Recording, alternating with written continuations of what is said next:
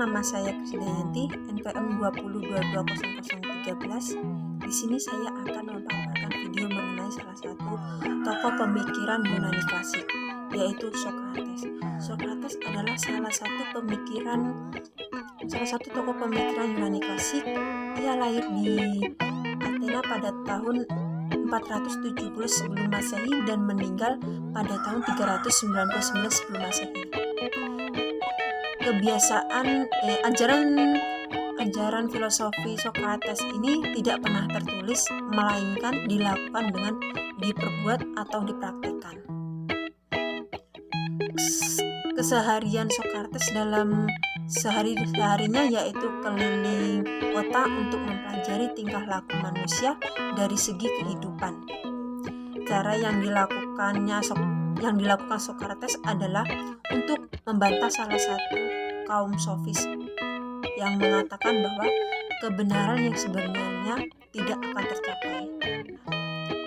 Cara yang dilakukan Socrates untuk menentang kaum sofis yaitu keliling kota untuk mencari kebenaran dengan tanya jawab. Tanya jawab adalah salah satu cara yang dilakukan Socrates untuk mencari kebenaran. Ada salah satu dialog Socrates yang mengatakan bahwa keindahan yang sejati itu ada di dalam jiwa atau roh. Raga hanyalah merupakan pembungkus keindahan.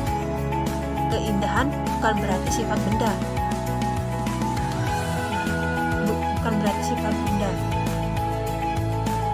Keindahan, tetapi sesuatu yang ada di balik benda itu yang bersifat kejiwaan.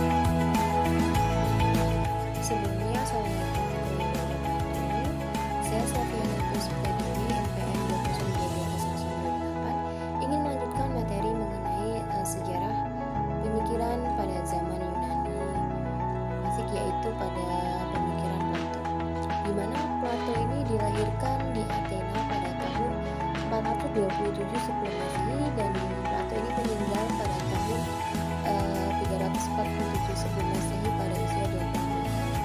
Di mana Plato ini berasal dari keluarga aristokrasi yang secara turun-temurun memegang peranan penting dalam politik Athena.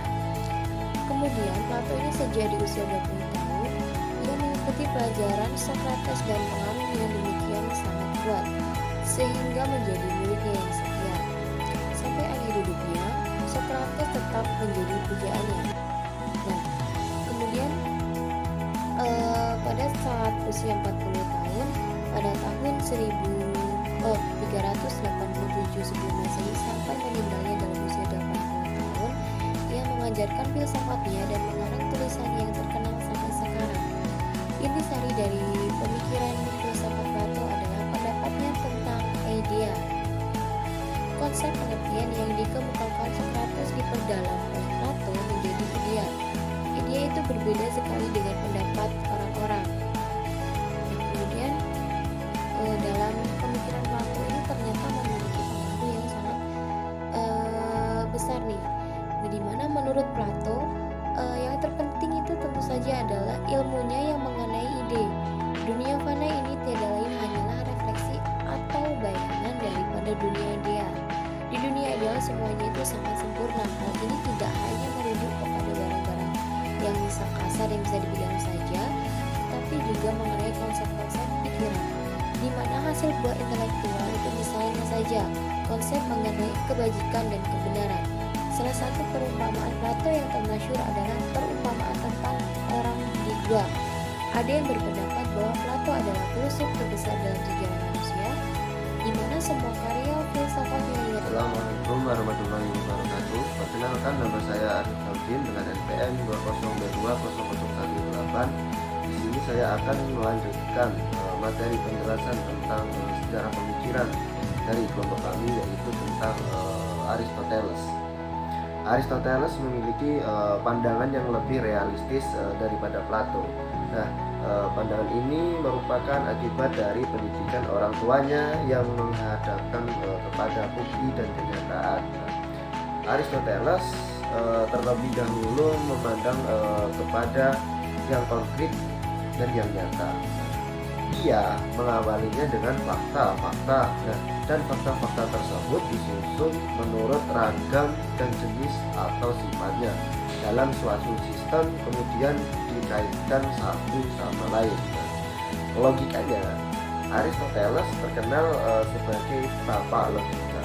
Logika tidak lain dari berpikir secara teratur menurut urutan yang tepat atau berdasarkan hubungan sebab dan akibat. Nah, ia sendiri memberi nama model berpikirnya tersebut dengan nama analitika. Nah, tetapi kemudian lebih populer dengan sebutan logika. Nah, intisari dari ajaran logikanya adalah silogistik, atau dapat juga dikatakan sebagai natijah dalam bahasa Arab. Nah, silogistik maksudnya adalah uraian dan kunci, yaitu menarik kesimpulan dari pernyataan yang umum atas hal yang khusus yang tersendiri.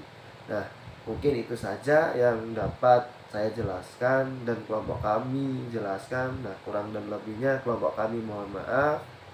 Kami akhiri. Wassalamualaikum warahmatullahi wabarakatuh.